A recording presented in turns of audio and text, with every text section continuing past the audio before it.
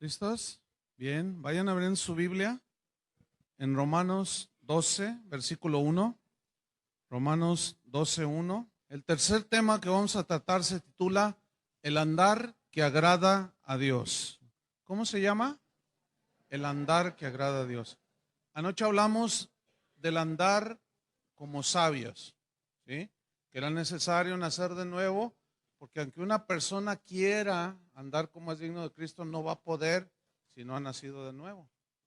La clase de la primera que tuvimos, hablamos del andar digno, o sea que nuestro conocimiento de su voluntad tiene que ir a la par en un equilibrio con la vida, con la conducta.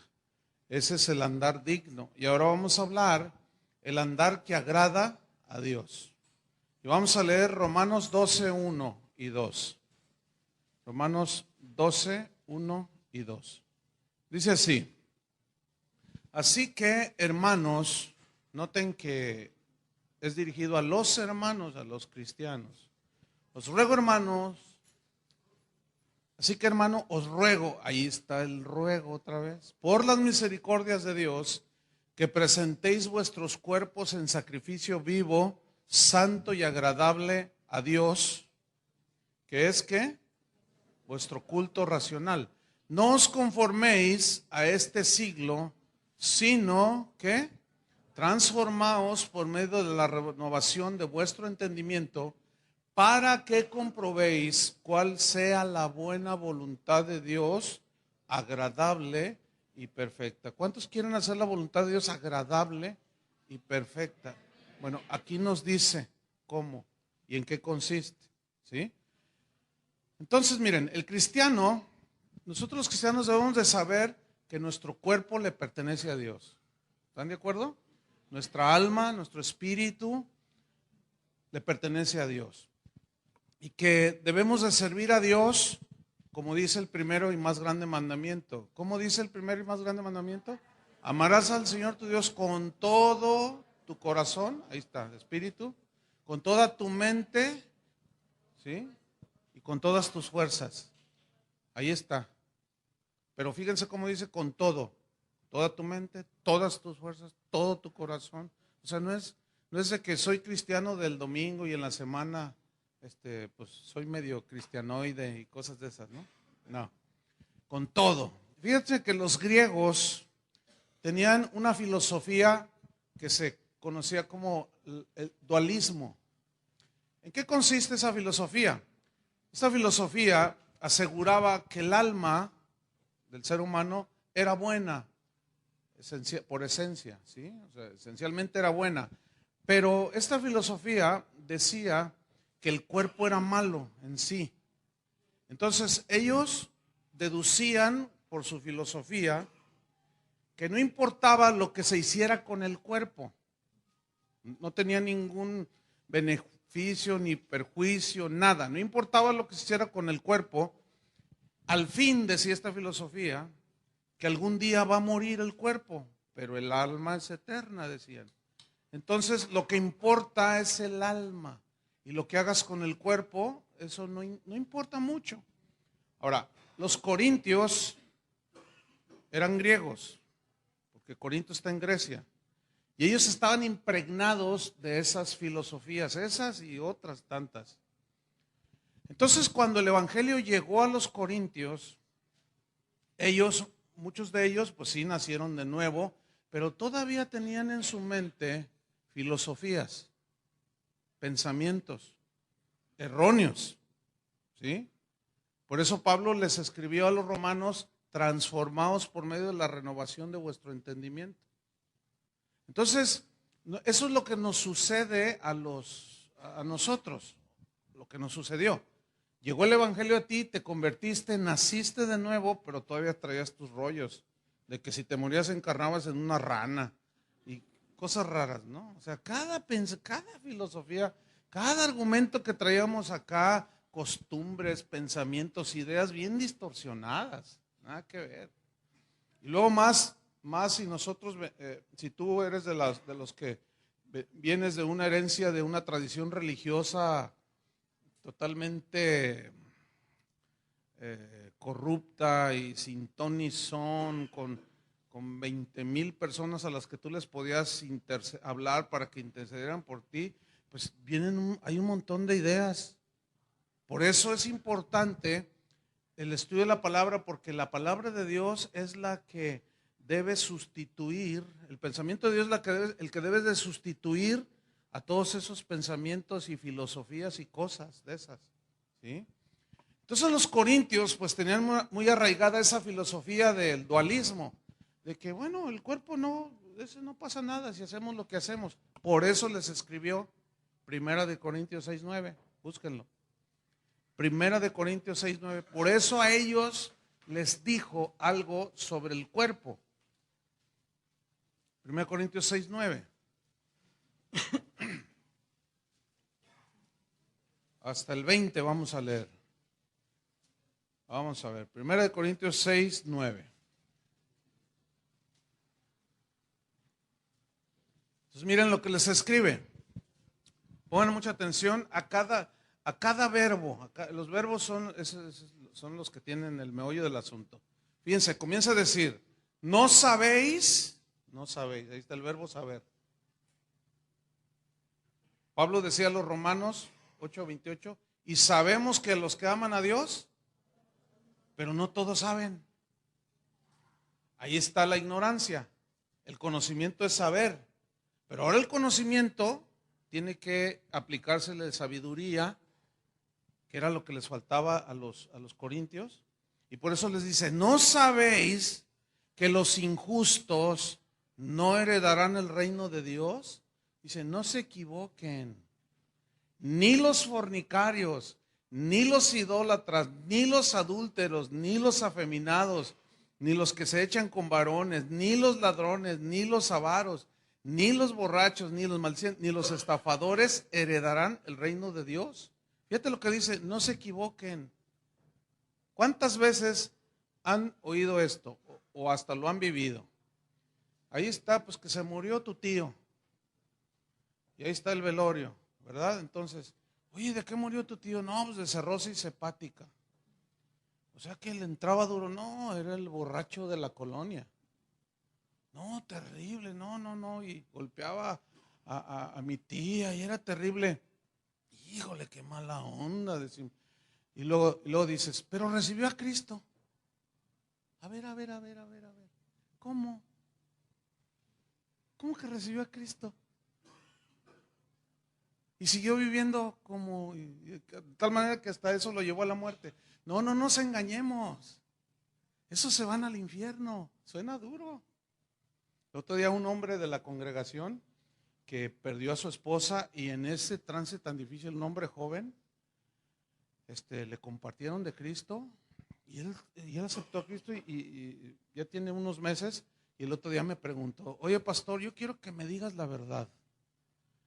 ¿Mi esposa se fue al cielo o al infierno? Yo le dije, bueno, yo te voy a hacer otra pregunta. ¿Ella se arrepintió de sus pecados? ¿Nació de nuevo? ¿Conoció a Cristo?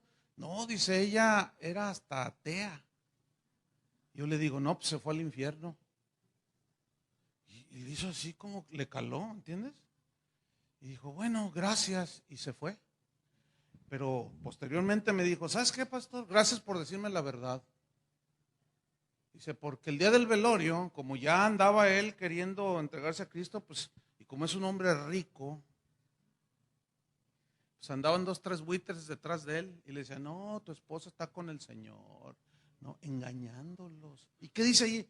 No erréis, no se equivoquen, ni los ladrones, ni los borrachos, ni los maldicientes, ni los estafadores heredarán el reino de Dios. ¿Está claro, no? Entonces no se equivoquen.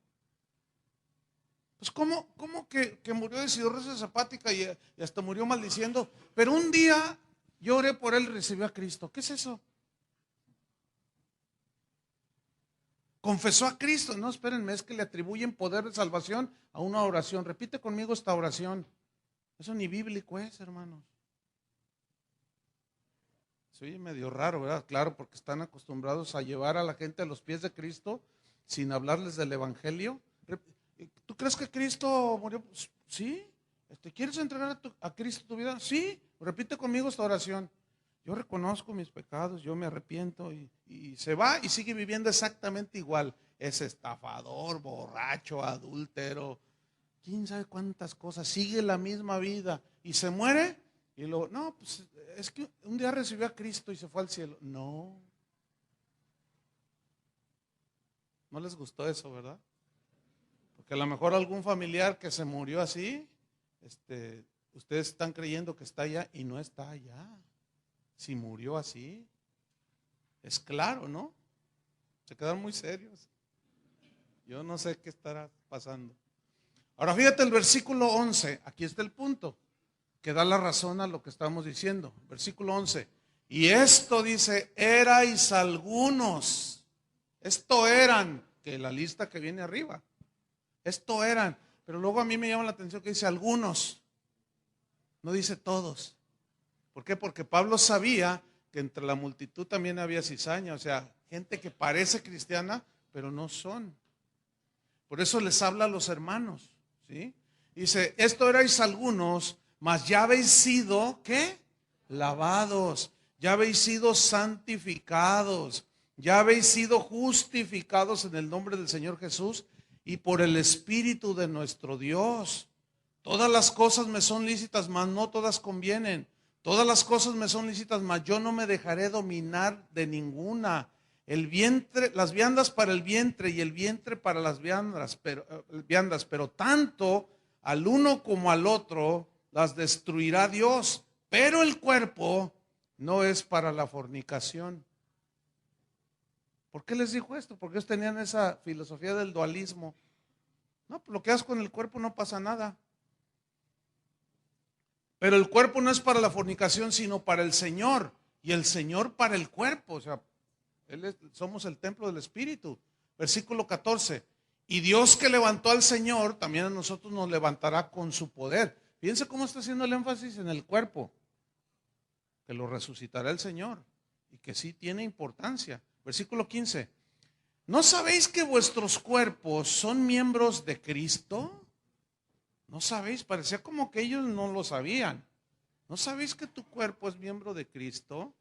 Quitaré pues los miembros de Cristo y los haré miembros de una ramera. De ningún modo, dice. ¿Saben por qué les dice eso? Porque los cultos idolátricos de esos tiempos incluía prostitutas que servían en los templos. Y la prostitución era parte de la adoración. Fíjense que nomás que aberraciones. Dice, haré entonces yo mi cuerpo miembro de una ramera, de ningún modo, versículo 16. ¿O no sabéis que el que se une con una ramera es un cuerpo con ella? Porque dice, o sea, y cita el Génesis, los dos serán una sola carne. Pero el que se une al Señor, un espíritu es con él. Huid de la fornicación.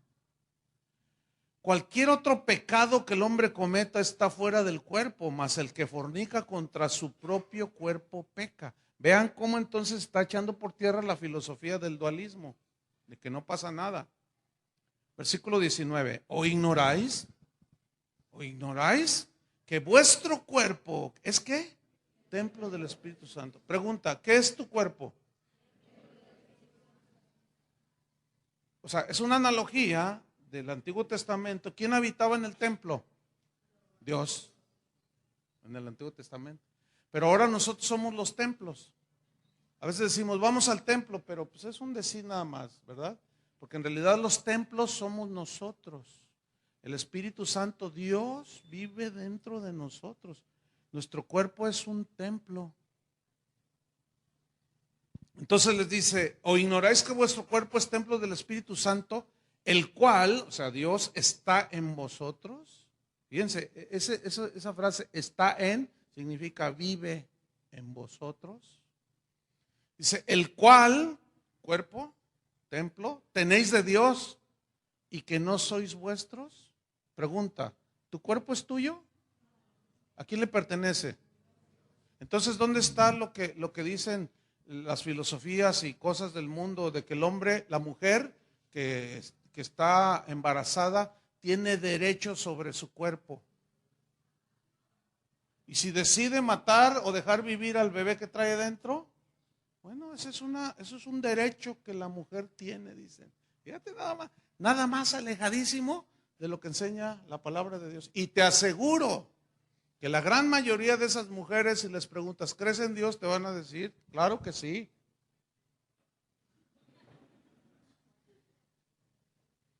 Pero como que no va de acuerdo lo que creen con lo que hacen, ¿no? Y eso es lo que Pablo les está diciendo acá. Le dijo a los romanos, les dice a los corintios, le dijo a los efesios, tu conocimiento tiene que ser lo más pleno, lo más exacto para que tengas una conducta sana. ¿Sí? El cuerpo entonces, según la Biblia, es el templo del Espíritu Santo y es el instrumento por medio del cual Dios hace su obra. O sea, por ejemplo, Él dice que hermosos son los pies de los que llevan el Evangelio.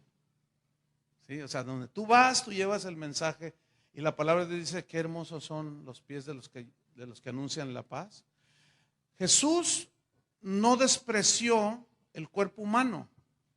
Al contrario, tomó forma humana, ¿sí? Vivió en un cuerpo humano y por medio de ese cuerpo humano obró. Su sangre que corría por ese cuerpo humano era sangre sin contaminación de pecado, que es la sangre que nos limpia de todos nuestros pecados. ¿Cuántos dicen gracias? Gracias, Señor. Ahora fíjate, volvamos a Romanos 12:1. Vemos pues que la Biblia le da una importancia al cuerpo. Y pongan atención para que vean por dónde va el enfoque. Romanos 12:1 de nuevo. Dice así, así que hermanos, hijos de Dios, os ruego por las misericordias de Dios. Es decir, la misericordia de Dios fue la que operó cuando Dios nos miró la condición en la que estábamos y envió a su Hijo. ¿Sí? Entonces dice, yo les ruego por las misericordias de Dios. Acuérdense que Dios tuvo misericordia de ustedes y envió a su Hijo. ¿Para qué? ¿Y por qué deben de recordar las misericordias de Dios? Dice, que presentéis vuestros ¿qué? Cuerpos. En sacrificio vivo. ¿Por qué sacrificio vivo? Porque los sacrificios del Antiguo Testamento eran animales muertos que sacrificaban allí. Y el sacrificio vivo habla de una vida dedicada a Dios. Ese es el sacrificio vivo. Pero no solo en la iglesia o cuando nos reunimos, sino donde quiera que estamos. Entonces dice, yo les ruego por las misericordias de Dios que presenten sus cuerpos en sacrificio vivo. Y lo dice santo, o sea, puro, apartados para Dios. No se les olvide que están en el mundo, pero no son del mundo. No se les olvide. Acuérdense que Jesús dijo, ustedes están en el mundo, pero no son del mundo. Y la Biblia se refiere a los creyentes como santos. Y santo quiere decir apartado para Dios. Entonces dice, ustedes presenten sus cuerpos, y ahí echa por tierra todas esas filosofías, en sacrificio vivo, santo, pero luego añade otra palabra, agradable a Dios. Pero luego dice, que es ¿qué? Vuestro culto racional. Vamos a estudiar ese culto racional. La palabra culto viene de un término griego, letreia, esa es la palabra, y habla de algo que se hace voluntariamente, no obligado. Es algo que se hace voluntario. Es algo que significa servir, pero es un servicio voluntario totalmente. No manipulado, no coaccionado, sino es un servicio voluntario. Por ejemplo, la Biblia dice, cada uno dé como que propuso en su corazón, lo que propuso en su corazón, no con tristeza ni porque tiene que hacerlo, porque Dios ama ¿a quién? Entonces noten, otra vez está hablando, porque dar a Dios es parte de nuestro servicio, pero debe ser voluntario también. No tiene que ser manipulado. Cada uno dé como propuso en su corazón. Entonces, ¿cómo está eso de que aquí hay 20 personas que van a dar 10,000? Y si no pasan y traen los cheques o el dinero, Dios me está mostrando quiénes son y los va a avergonzar si no pasan. ¿Qué es eso? Manipulación. ¿Sí? Entonces no falta el ingenuo que cae en la trampa. Dice, y los tiene debajo del colchón. Si no los trae ahora, trae la chequera, tráigalos el próximo domingo. El próximo domingo aquí nos vemos. Y luego ya se parece. A ver, los de 10,000, pásenle aquí. Porque si no los sacaste debajo del colchón, se va a quemar tu casa con todo y tus 10,000. ¿Qué prefieres? No, y ahí va el hermano. Ahorita vengo, hermano.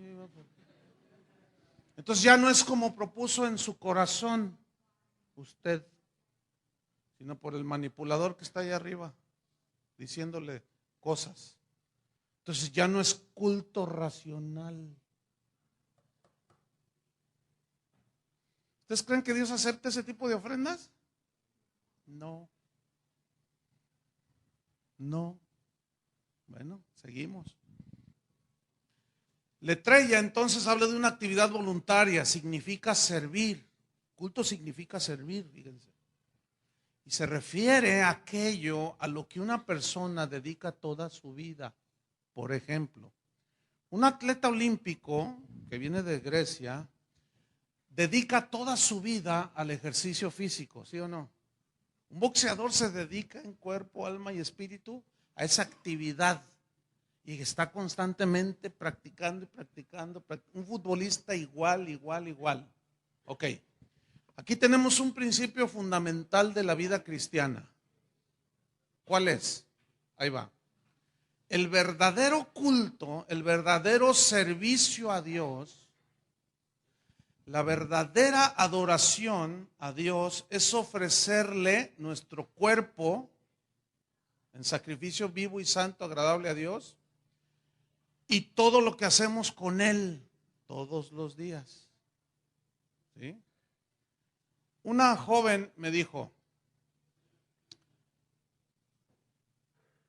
yo voy a ofrecerle mi virginidad al Señor hasta el día que yo me case, hasta ese día dejaré de ser virgen. Yo le dije, ¿y por qué has decidido eso? Dice, porque yo amo a Dios y yo me quiero guardar. Y lo dijo una jovencita de 17 años en aquel tiempo. Ahorita ella tiene 22 y sigue siendo virgen. Y el otro día hablaba con ella y le dije, oye, ¿te has guardado delante de Dios? Dice, sí, está con una convicción. ¿Saben qué es esa adoración a Dios? ¿Por qué? Porque está ofreciendo, ¿qué? Su cuerpo y su pensamiento. Porque sabe y entiende que la fornicación es pecado contra Dios y contra ella misma. Entonces, el verdadero culto, servir a Dios, no es ofrecerle una liturgia. Fíjense, pongan atención. No es ofrecerle un ritual, por más sofisticado y rimbombante que sea, y con vestiduras que valen dinero. No. Es más, ni siquiera es cantar. Porque miren, para cantar cualquier mariachi. ¿Sí o no? No es ni cantar, el verdadero servicio. Tampoco es una serie de rituales que desgraciadamente aún iglesias cristianas hoy han entrado en un ritualismo, pero espantoso. Y los rituales jamás nos van a acercar a Dios. Es más, no solo no nos acercan, nos alejan de Dios. Porque atribuirle poder de santidad y de salvación a rituales que nosotros hacemos, por eso, entonces, mejor dicho, eso ya no sería el evangelio de la gracia, sino un evangelio por obras. ¿Sí? Es decir, ahora vamos las mujeres se van a vestir de este modo y los hombres de este modo, y las mujeres se sientan de este lado y los hombres de este lado, y empiezan la serie de normas humanas, ¿entienden? Y el ritual, ¿verdad? Acá arriba, de lo que se dice, de lo que se hace, y estamos sirviendo a Dios, estamos dando culto a Dios. ¿Saben una cosa, hermanos? Nada que ver. No, eso no es. Es muchísimo más que cualquier ritual. ¿Se acuerdan de Jesús cuando tuvo un encuentro ahí en Juan 4? No tienen que buscarlo, es una historia muy conocida de Jesús y la samaritana. ¿Se acuerdan? Que él llegó, se sentó junto al pozo y llegó una mujer que traía un cántaro, era samaritana, iba a sacar agua del pozo. Entonces Jesús le dijo, mujer, dame de beber. Y ella lo mira y le dice, no, ¿por qué me pides de beber? Dice, judíos y samaritanos no se tratan entre sí, tenían pleito de antaño. Dice que los discípulos se maravillaron de que Jesús hablara con una mujer y más que fuera samaritana. ¿Saben por qué? Porque las mujeres las tenían un cero a la izquierda. Y Jesús estaba dialogando con ella y dije, se maravillaron, mira, habla con una mujer. Y luego es samaritana. Y la mujer luego dice, judíos y samaritanos no se tratan entre sí. ¿Por qué me pides agua? Dice, mira, si tú me pidieras a mí agua, yo te daría agua viva. Dice, y luego como que se intriga la señora, ¿no? Y dice, pero el pozo es hondo, ¿cómo la vas a sacar? Dice, mira, cualquiera que bebiere de esta agua volverá a tener sed. Pero del agua que yo le daré, será en él una fuente que salte para vida eterna. Entonces la mujer le dice, ay, Señor, me parece que eres profeta. Entonces ella le dice, dame agua, dame de esa agua para que no tenga que venir aquí a sacarla. Fíjense, noten que ella estaba viendo su conveniencia. Ella todavía no estaba entendiendo de qué se trataba la plática. ¿Por qué? Porque todavía no, el Espíritu la iluminaba. Dice, pues dame para no tener que venir acá, eso suena bien, me gusta. Entonces Jesús le dice, ¿quieres esa agua? Sí. Bueno, ve y llama a tu marido y ven acá. Entonces ella le dice, pues es que no tengo marido. Entonces Jesús le dice, sí, porque 5 maridos has tenido. Y el que ahora tienes no es tu marido, vivía en Amaciato. Imagínate, pobre señora, 6 maridos y seguía igual de insatisfecha. Entonces cuando Jesús le dice, 5 maridos has tenido y el que ahora tienes no es tu marido, ella reacciona y saca lo espiritual. Y le dice, nuestros padres adoraron en este monte. Y ustedes los judíos dicen que es en Jerusalén donde se debe de adorar. ¿Y qué le responde Jesús? Mira, mujer, la hora viene y ahora es cuando los verdaderos, ¿qué? Adorarán al Padre en espíritu y en verdad. ¿Qué significa adorar al Padre en espíritu y en verdad? Con todo lo profundo de tu ser y en verdad conforme a las verdades de Dios, no a las verdades nuestras. Ahora yo quiero que noten esto. Esta mujer adúltera vivía en Amaciato, 5 o 6 maridos, pero era bien religiosa. ¿Qué tal? Adoraba. Nuestros padres adoraron en este monte. Le salió lo espiritual. Lo mismo que le sucede a la gente cuando tú le hablas de Cristo, ¿no? Luego le sale lo religioso, ¿verdad? Luego lo defienden. Sí, pero son de todo, así como tú y yo éramos.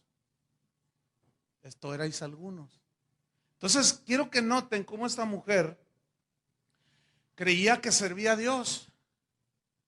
Creía que su adoración en ese monte, que era el monte Gerizim, Dios lo aceptaba. Y Dios le dice, no, eres una falsa adoradora.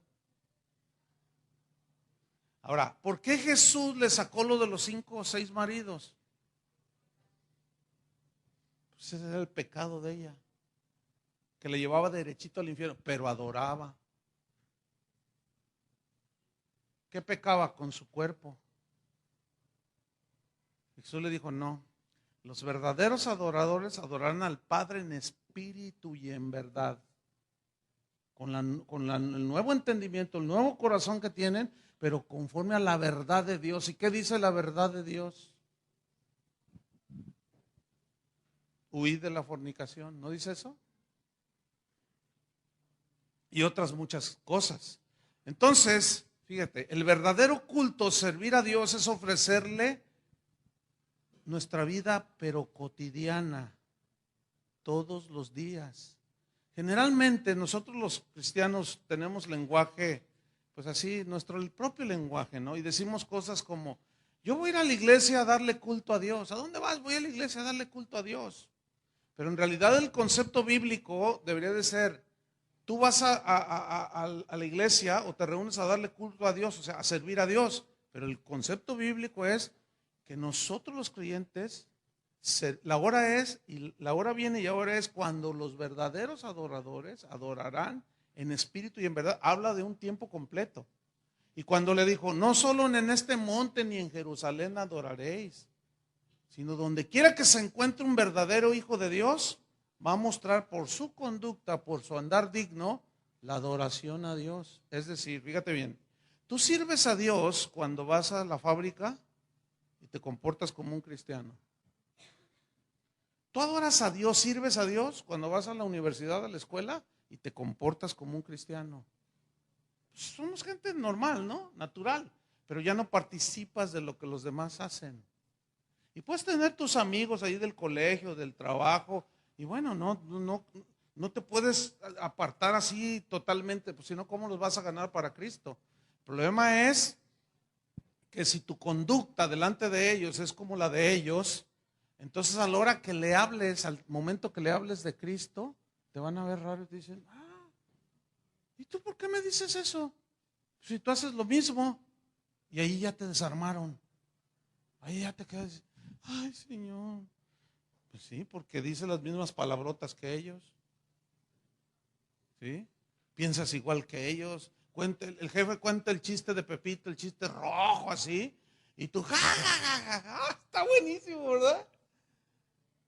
Y luego de pronto ves a uno que está allí triste o algo. ¿Sabes que Cristo murió por tus pecados? Y te quiere salvar de tus pecados y de esa forma de vida fea que tienes. ¿Qué?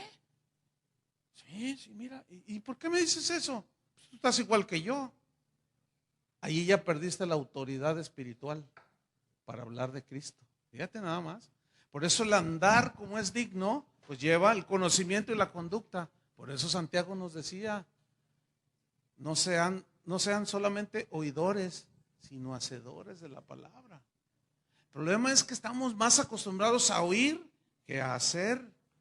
Y entonces hay un desequilibrio, pero de eso se trata entonces, del andar en Cristo, como es digno, porque debemos de ir equilibrando la balanza. ¿Me expliqué? Pablo dijo, si pues coméis o bebéis o hacéis otra cosa, haced todo para la gloria de Dios. O sea, cualquier cosa que hagas, hacedlo para la gloria de Dios. Ahora volvamos a Romanos 12, donde dice, así que hermanos, os ruego por las misericordias de Dios que presentéis vuestros cuerpos en sacrificio vivo, santo, agradable a Dios, que es vuestro culto, vuestro servicio. ¿Qué? Esa palabra es bien importante, hermanos, racional. Esta palabra racional, fíjense qué interesante, ¿eh? Viene de un término griego. La palabra griega que se traduce por racional es la palabra lógicos, con K. Ahora, ¿se les hace familiar esa palabra? Sí. De ahí viene la palabra lógica, ¿sí? Ahora fíjate, se entiende servicio lógico. ¿Qué significa eso? Bueno, esta palabra lógicos tiene que ver con la razón. Ahora, ¿cuál razón? ¿Con la nuestra? No, escuchen bien. Con lo razonable, o sea, con la razón de Dios expresada en las Escrituras. O sea, mi vida, más que cantar, es una adoración a Dios que es expresada por medio de lo que vivimos todos los días. No solo se limita al cantar. Entonces, mi servicio a Dios tiene que ver con lo razonable en cuanto a Dios, lo que Dios dice y espera de mí como su hijo. Espero me haya explicado. Es decir, nuestra adoración y servicio a Dios tiene que ser por lógica, de acuerdo a lo que Dios es y de acuerdo a lo que demanda de nosotros. Por lógica, ¿no? Por lógica, ¿qué hace un soldado? Por lógica, ¿qué hace un futbolista? Por lógica, ¿qué hace un médico?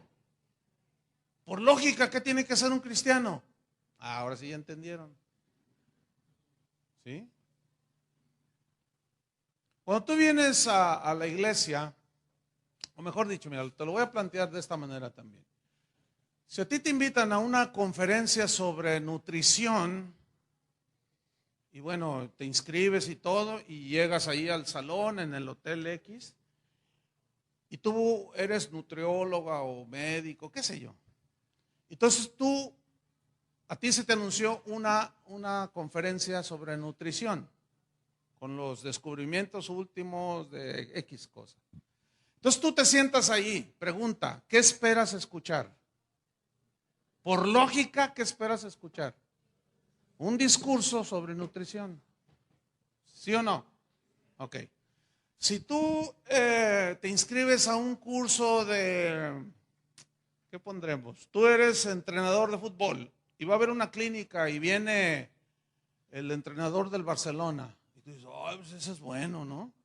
Entonces, pues tú te inscribes, tú eres entrenador, quieres aprender más y te inscribes, te sientas allí y ¿qué esperas escuchar del entrenador?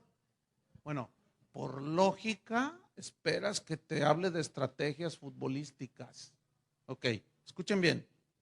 Si tú eres cristiano y vas a la iglesia, por lógica, ¿qué esperas escuchar? ¿Ven qué fácil es?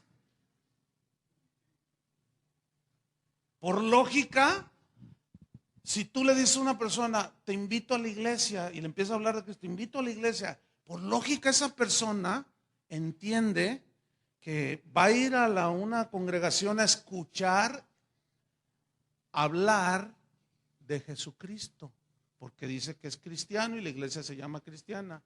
Y luego llegan y se sientan ahí y empiezan a oír que Ogmandino dijo, y como dijo quién sabe quién, y una sarta de frases célebres, y la Biblia y Cristo, absolutamente o casi nada.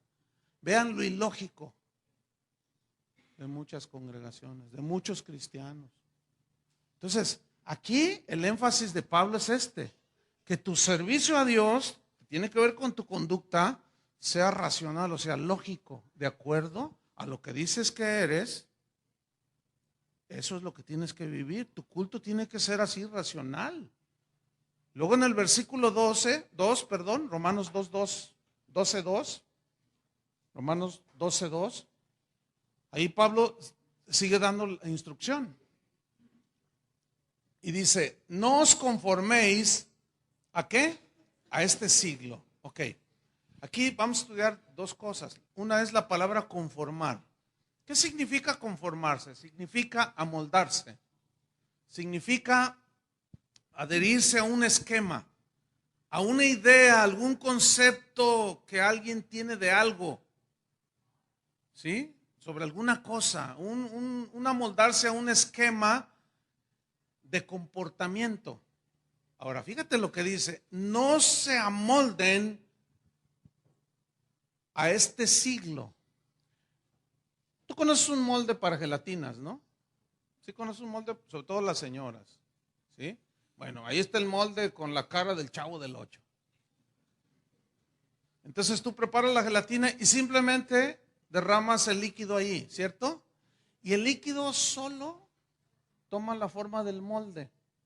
O sea que es bien fácil amoldarse. Y fíjese la instrucción. Primero está diciendo en el versículo 1 sobre el andar digno como un cristiano. Dice que presentemos nuestros cuerpos en sacrificio vivo, santo, agradable a Dios, que es nuestro culto, nuestro servir, de acuerdo a los mandamientos de Dios. Y luego viene la advertencia, no se conformen, no se amolden a este siglo. Aquí la palabra siglo significa a los patrones de conducta del mundo, al estilo de vida de la gente del mundo. Eso es lo que significa. En otras palabras, Pablo está diciendo, miren, no se amolden a los esquemas cambiantes del mundo. No traten de estar siempre a tono con las modas de este mundo. Los esquemas del mundo cambian constantemente. Cambian las modas, ¿sí o no? Así son las modas. Y los mismos que controlan todo eso manipulan a la gente. Y le van metiendo esquemas donde, todavía traes esos zapatos, ya no son de moda. Te dicen, uy, andas atrás de la moda. Entonces, siempre andamos queriéndonos amoldar a la corriente de la moda, del pensamiento, de cómo se comporta la gente en la escuela, en el trabajo. Y por eso Pablo dice, no, ustedes no. Ustedes ya no pueden amoldarse, ¿sí? Conforme a los esquemas de este mundo. Ya no. ¿Por qué? Porque estos esquemas cambian constantemente y ustedes están en el mundo, pero ya no son del mundo. Y el mundo ya no debe manipularlos a ustedes en sus costumbres de vida, en sus costumbres de cómo hacen las cosas, cómo lo dicen, cómo hablan. Jesús dijo, el cielo y la tierra pasarán, pero mi palabra no pasará. ¿Qué significa? Que su palabra permanece. Nunca se altera, nunca disminuye. Siempre es, la palabra de Dios es. ¿Entiende? Y así como tenía efectividad el mandamiento en los tiempos de Pablo, tiene la misma vigencia para nuestro tiempo. Ahora bien, conforme a lo que hemos estudiado, ¿dónde quedan aquellos cristianos, aquellas iglesias que hablan de amoldarse a los cambios del mundo para ir a la par del mundo? A ver, ¿dónde está eso? Hay que vestirnos de darquetos para ganar a los darquetos. Y interpretan mal el texto que Pablo dijo, yo me hice judío a los judíos para ganar a algunos. El problema es la mala interpretación está en esto. Pablo se acercó a los judíos y hasta se rapó una vez, pero escuchen bien, nunca diluyó el mensaje del evangelio. Ok, vístete de darqueto si Dios te dijo que te vistieras de darqueto, pero por favor no diluyas el mensaje. Diluir el mensaje es cambiarlo, volverlo bien ligero, bien light, pues. Decirle, Dios te ama, así como estás, no pasa nada, tú mira, Dios murió por ti en la cruz. Y como dijo un predicador por ahí famoso, dijo, miren, Dios nos amó tanto que prefirió morir en la cruz antes de quedarse a vivir solo en el universo. Suena bonito, ¿no? Y todos los que oyen eso dicen, ay, me ama. Pero eso es una blasfemia, hermanos. ¿Cómo que Dios prefirió morir en la cruz que quedarse a vivir solo en el universo? Escúchenme bien, hermano. Ay, sí, se va a quedar solito. Escuchen bien, Dios no tiene necesidades. Él es. Nosotros sí lo necesitamos a Él. Él no nos necesita a nosotros. ¿Ven qué fácil es torcer todo el sentido? Y volver un mensaje humanista y acoplarlo al mensaje del mundo. Mira, prende la televisión. Puro humanismo. Todo centrado en el hombre. Te mereces las mejores vacaciones. Vente a Cancún. Date ese lujo. Puro humanismo. Todo centrado en satisfacer, que te hagas bien, que te sientas bien, todo lo mejor es para ti. Y todo eso, la iglesia ya se amoldó. Todos esos mensajes de la prosperidad y de la confesión positiva, todo eso es amoldarse a la corriente del mundo. Fíjate nada más. Porque Dios dice lo contrario. Entonces, como hemos venido repitiendo, alguien tiene que estar equivocado. ¿Quién estará equivocado? Bueno, vamos otra vez a Romanos 12:2.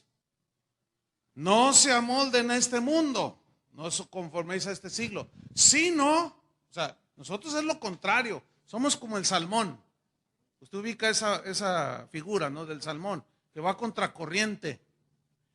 Va contracorriente y a veces viene impetuosa la corriente, pero hay algo en su naturaleza que le dice al salmón que tiene que llegar hasta la meta. Y va sorteando las rocas. ¿Se han visto en los documentales cómo los salmones van? ¿Sí? Contra la corriente y con un esfuerzo, porque allá es su lugar. Ahora, ¿quién les puso ese chip dentro de ellos? Pues Dios. Esa es la naturaleza del salmón, ir en contra de la corriente. No es un bagre, no es una tortuga, no somos ni bagres ni tortugas, somos salmones que vamos en contra de la corriente de este mundo. ¿Ah? Entonces dice, no se conformen en este siglo, sino, dice, transformaos por medio de la renovación de vuestro entendimiento, para que comprobéis cuál sea la buena voluntad de Dios, agradable y perfecta. Vamos a estudiar esta parte. Dice aquí, dice la palabra que usa Pablo aquí, transformaos, o sea, no se amolden, sino transfórmense. Es una palabra, metamorfo, que significa cambiar a otra forma, cambiar a otra apariencia. Pero el término aquí habla de un cambio interno.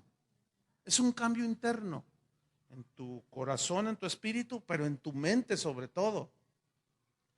Pongan una señal en Romanos 12:2 y vayamos a 2 Corintios 3:18.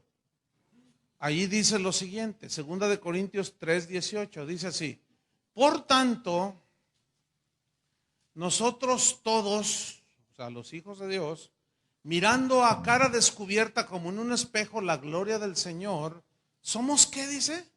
Transformados de gloria en gloria en la misma imagen, o sea, de Cristo, como por el Espíritu del Señor. Por ejemplo, para ilustrártelo, una persona que se viste de boda, o sea, de boda, o sea, que va a ir a una boda, pues se viste de smoking, pero luego cambia su atuendo al siguiente día, al sábado siguiente, o al día siguiente se pone un atuendo deportivo. Lo que cambió en esa persona fue su aspecto exterior, ¿cierto? De andar en smoking, luego anda con bermudas y una camiseta de las Chivas, con sus zapatos deportivos y todo, ¿no? Bueno, lo único que cambió en esta persona fue su aspecto externo, pero su interno no. Bueno, lo que Pablo aquí está diciendo de dar culto a Dios, de servir a Dios, él habla de un cambio, pero una transformación y un cambio ¿dónde? Interno. No es un cambio de aspecto, hermano, sino es un cambio de carácter, al carácter de Cristo. ¿Sí? El problema con muchas iglesias es que se forman parte de ahí de la iglesia, entonces a la mujer le cambian de aspecto nada más. Y todas las predicaciones, y no te pongas esto, y quítate esto, y quítate, y ponte aquello, y tú también, y no sé qué. Una vez entré a una iglesia y no traía corbata. Yo iba a predicar, me dijeron, hermano, está la corbata. Es que el ministro no debe predicar sin corbata, es una irreverencia. Ah, pues préstenme una. O sea, yo no discutí. Yo sabía que ellos, pues, está desacertado. ¿Que la corbata da santidad? Pero luego me tocó el otro lado. Hermano, ese trapo que trae ahí colgando, eso es distintivo del hombre mundano. Fíjate nomás. Así se visten los del mundo, los empresarios orgullosos se ponen corbata. Ah, pues me la quito. ¿Ven en lo que basan el cristianismo? ¿En un trapo colgando o no? ¿Eso será el cristianismo? Mire, cuando yo estaba en la preparatoria, había una muchacha en el salón que era, después yo ya me enteré, era miembro de una iglesia pentecostal. Es que las traen con faldas hasta los tobillos y hasta acá. Y así como yo aquí, así está acá. ¿Sabe cómo se llamaba? Todavía la recuerdo. Se llamaba Dalila. Así se llamaba en serio, ¿eh? Y había un montón de Sansones ahí. Yo todavía no era cristiano. Entonces un compañero del salón me dijo, oye, ¿ya le llegaste a la Dalila? Le digo, no, yo tengo mi novia. Y yo no era cristiano. Me dijo, no, es que Dalila hace jalón con todos. Fíjate nomás. Le dije, no. Dice, no, dice, aquí ya casi con todos los del salón, dijo. Era miembro de una iglesia pentecostal y se acostaba con medio salón de la escuela. Pero andaba vestida santamente. ¿Se dan cuenta de lo ridículo? ¿Ustedes creen que a eso se refiere la Biblia? Nada que ver. Claro, la mujer cristiana debe vestir con modestia. ¿Sí o no? Y con prudencia. El diablo me aventó.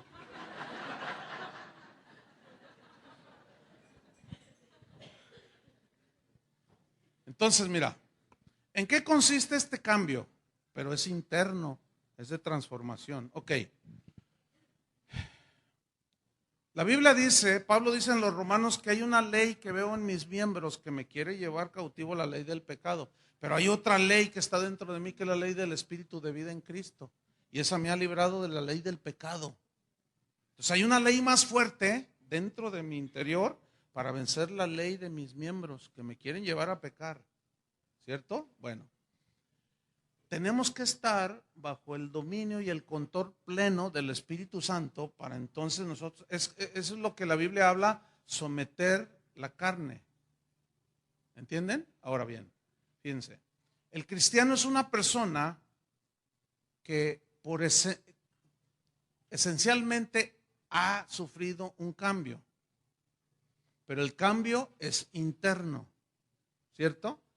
Y ahora ese cambio lo lleva a vivir una vida no egocéntrica, no centrada en nada más yo, mí, no, sino ahora el cambio es, porque ese es el arrepentimiento, ¿sí? Es tener una mentalidad después de tu arrepentimiento y cambias de dirección para dedicar tu vida a Dios. Entonces, el cristiano se entiende que ahora vive una vida dedicada ¿a quién? A Cristo, pero dedicada a Cristo. Y cuando digo dedicada a Cristo, no estoy hablando de práctica religiosa, sino de práctica, de algo muy práctico. ¿Sí? Es decir, fíjate bien lo que voy a decir. Una de las muestras de adoración más profundas a Dios que un cristiano puede hacer es cuando tú perdonas al que te ofendió. Cuando Pablo dice, de la manera que Cristo os perdonó, así también hacedlo vosotros. Y eso como te pega tu carne, ¿por qué? Porque te dijeron que tenías cara de bulldog y te ofendió. ¿Y por qué me agrede? ¿Y por qué? Entonces el Espíritu te dice, tranquilo, domínate. ¿Sí? Mansedumbre, tranquilo. Perdónalo. Entonces, pues tú estás enojado, pero como tú estás dedicado a Dios, sí te ofendiste, pero como ya no vives para ti, pues como Esteban, Señor, está bien, o como Jesús en la cruz, perdónalos, no saben lo que hacen. Entonces tú perdonas al que te ofende y estás haciendo, créemelo, uno de los actos de adoración más profundos que hay. ¿Por qué? Porque estás reflejando a Jesús. ¿Cuánta gente ha venido a los pies de Cristo porque fue perdonada por alguien al que le ofendió y les pegó duro? Por eso dice la Biblia, no os venguéis, amados míos, vosotros mismos. Dejad lugar a la ira de Dios, porque escrito está, mía es la venganza. No, nosotros nos maldicen, ¿qué tenemos que hacer? Bendecir. Pues ese es el espíritu cristiano, ¿no? Y ahí es donde tenemos que cambiar la mentalidad. La transformación, pues es interna, pero también viene una renovación de nuestra mente. Transformados, dice, ¿por medio de qué? Dice el texto de Romanos 12:2. Por medio, transformados. O sea, esa transformación es interna, pero también tiene que ver, ¿es por medio de qué también? De la renovación de nuestra mente. Ahora, ¿qué significa renovación?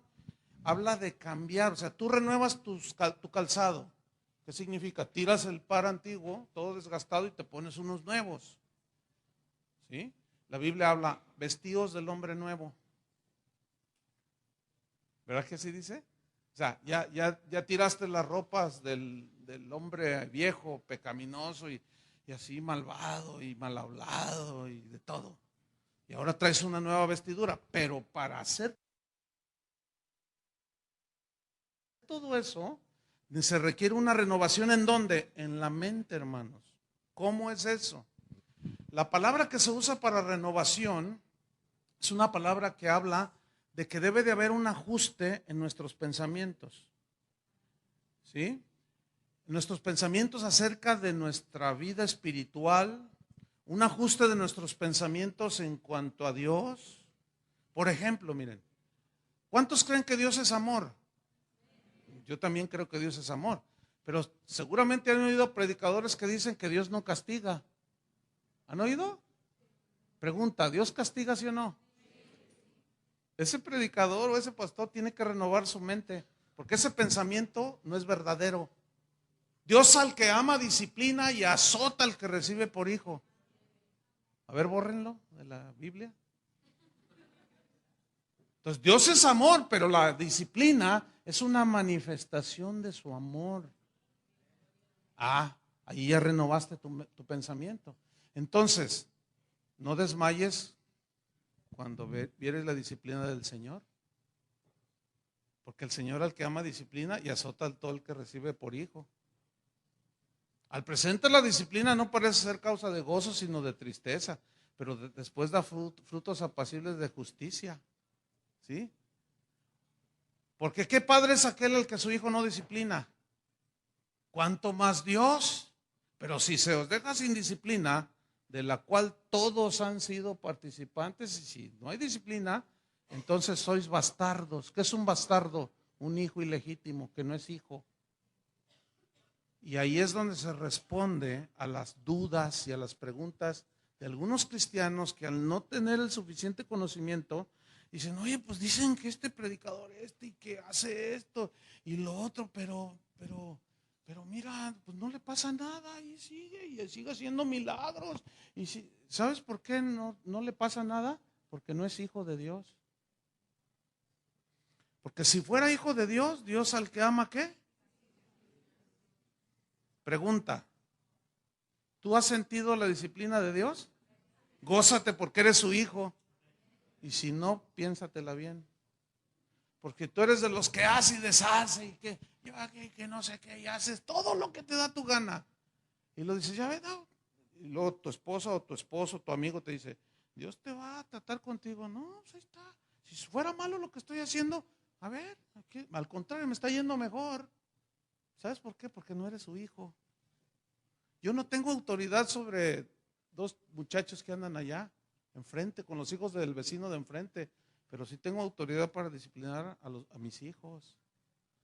Y Dios ni mira siquiera a los que no son sus hijos y andan haciendo todo lo que quieren. Vendrá un día del juicio donde dará el pago a todos.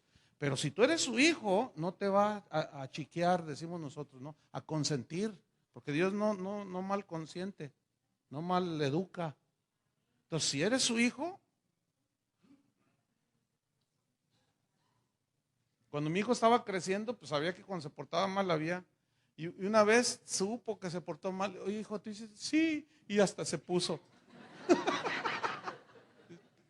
Le dije, me dolió. Le dije, claro, te tiene que doler. La disciplina duele, ¿no? Dios disciplinó a David porque era su hijo. Y a Saúl no era su hijo. ¿Cuántos son hijos de Dios? Pues pónganse de modo.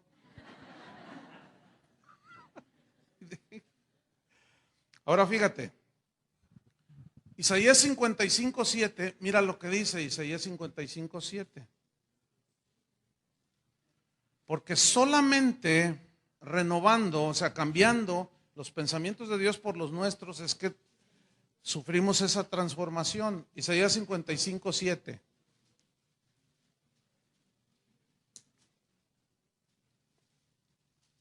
Fíjate, solo sustituyendo nuestros pensamientos por los pensamientos de Dios, sufrimos esa transformación en nuestra mente. Ahí va, Isaías 55:7. Dice, deje el impío su camino y el hombre inicuo sus pensamientos y vuélvase a Jehová, el cual tendrá de él misericordia. Aquí está hablando del arrepentimiento y todo, ¿sí? Y al Dios nuestro, el cual será, ¿qué? Amplio. Fíjate la seguridad de que cuando una persona se arrepiente, Dios lo perdona. Esto es maravilloso, ¿no? Ahora fíjate el versículo 8. Porque mis pensamientos no son vuestros pensamientos, ni vuestros caminos son mis caminos, dijo Jehová. Como son más altos los cielos que la tierra, así son mis caminos, más altos que vuestros caminos, y mis pensamientos, ¿cómo son? Más altos que vuestros pensamientos. Entonces, escuchen esto. Dios jamás se va a rebajar al nivel de nuestros pensamientos. Nosotros somos los que tenemos que elevarnos al nivel de sus pensamientos para poder tener esa transformación en nuestra mente.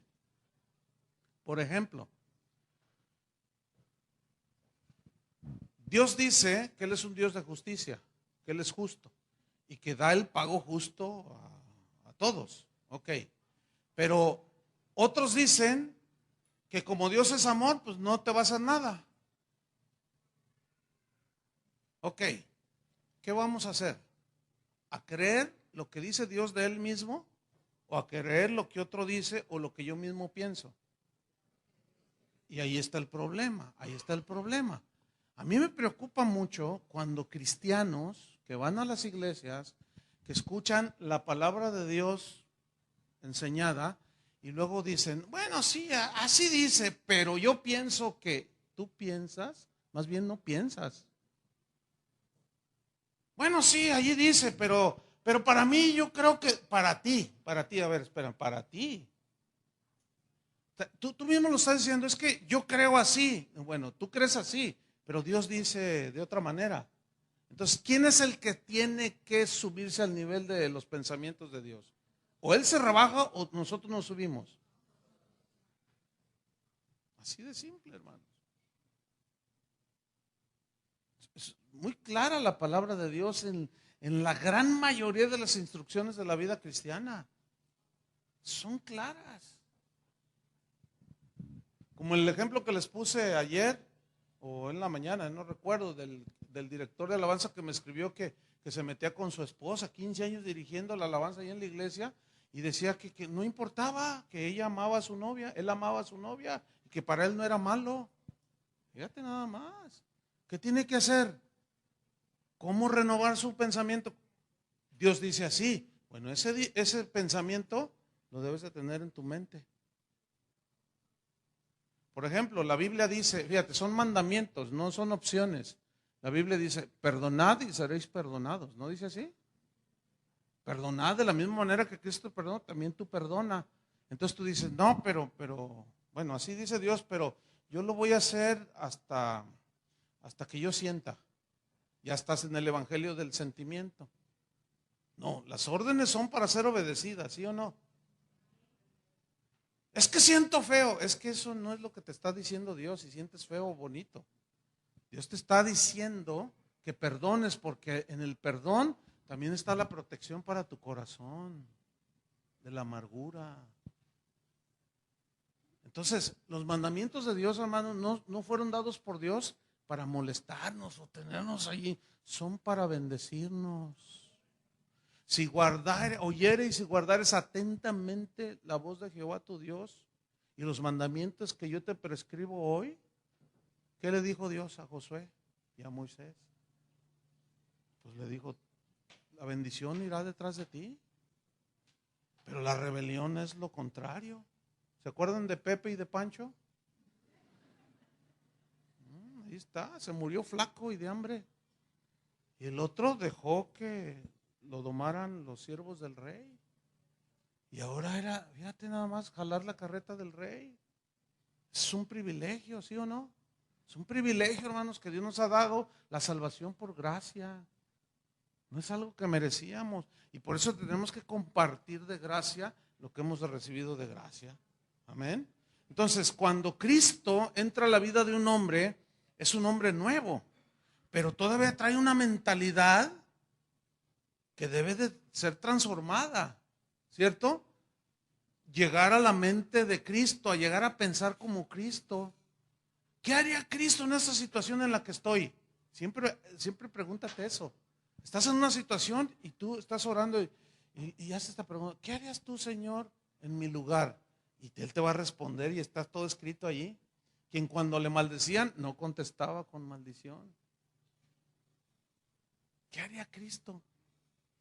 Entonces, como tú sabes que eres templo del Espíritu, que ya no te perteneces, que tu vida, tu servicio a Dios debe ser una constante adoración, entonces tú, con los pensamientos de Dios en tu mente y corazón, entonces ya puedes andar como es digno de Cristo.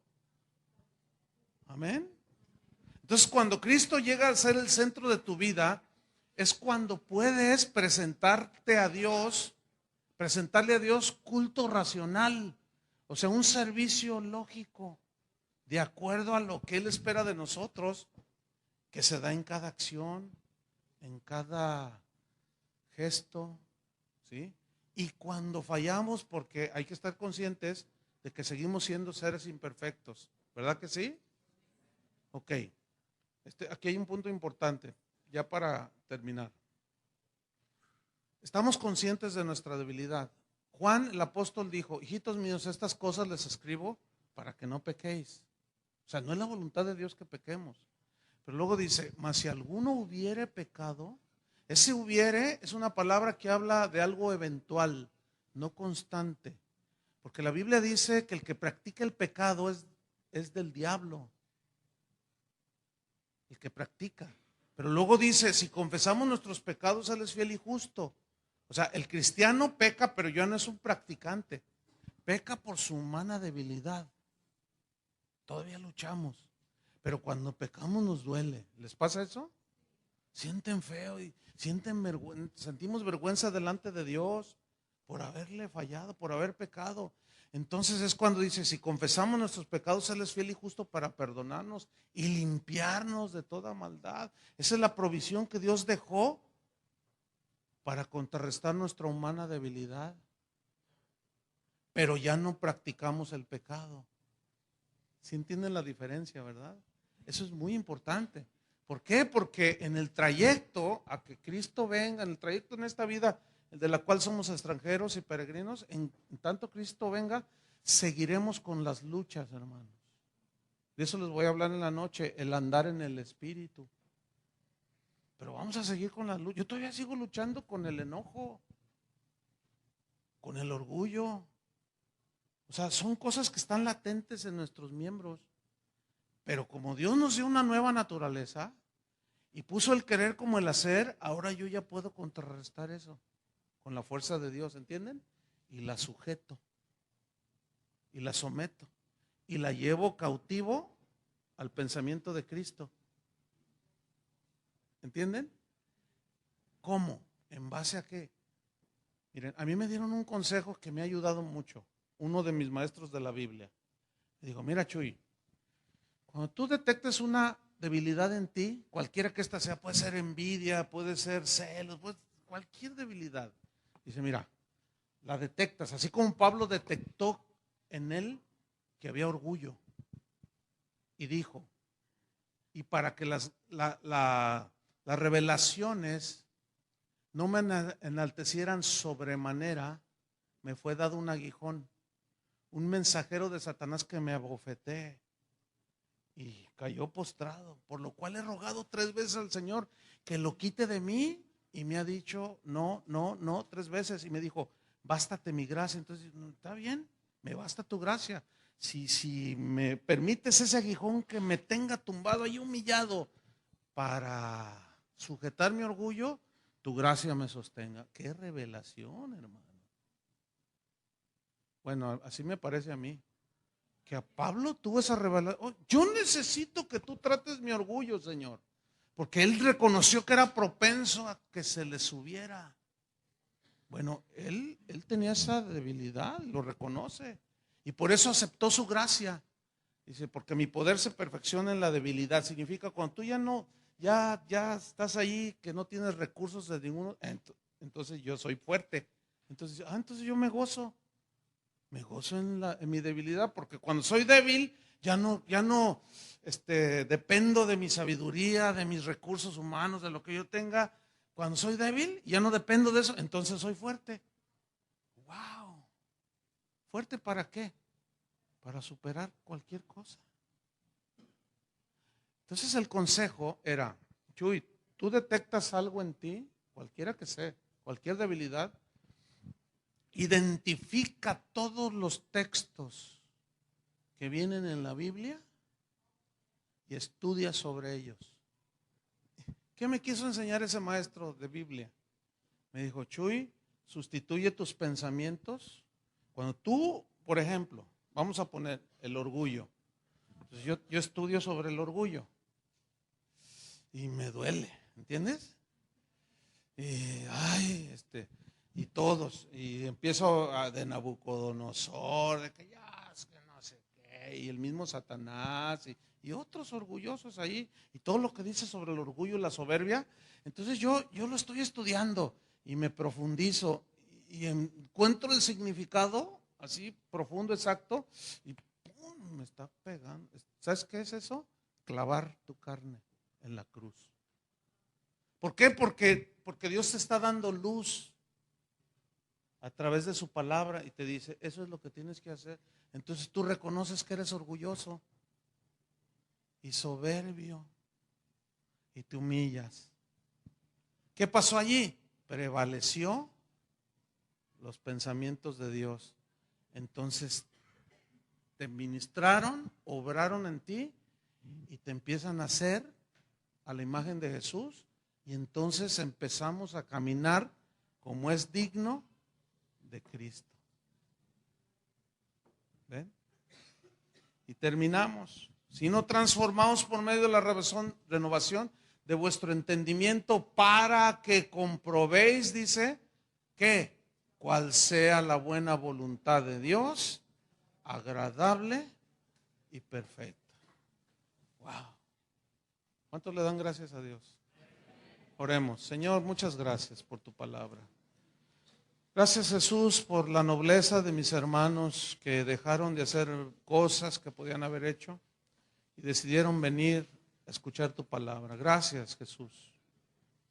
Gracias, Padre, por darnos a Jesús. Gracias, Jesús, por venir a darnos a conocer al Padre. Gracias, Jesús, por dejarnos tu evangelio, tu palabra. Señor, reconocemos que estamos en un proceso de renovación, de transformación de nuestros pensamientos, que todavía tenemos tantas maneras viciadas del mundo, influencias del mundo, que tienen sin duda repercusión en nuestra forma de ser, de vivir. Y queremos, Señor, que tú nos sigas ayudando, nos sigas enseñando. Queremos caminar como es digno de ti, agradándote en todo lo que hacemos, Señor. Y presentarnos como sacrificios vivos, agradables a ti, Señor. Y cuando alguno de nosotros, por la humana debilidad, se desvía, caemos en pecado, tenemos un abogado para con el Padre Jesucristo. Pero esas experiencias nos ayudan para levantarnos y no mirar atrás y fortalecernos y seguir adelante, porque tu gracia se perfecciona en nuestra debilidad. Tu poder se perfecciona en tu debilidad y es cuando la gracia nos impulsa a caminar como es digno de Cristo. Y en su nombre, Padre, te damos todas las gracias, todo el reconocimiento, toda la adoración y toda la alabanza. Amén. Gracias, hermanos.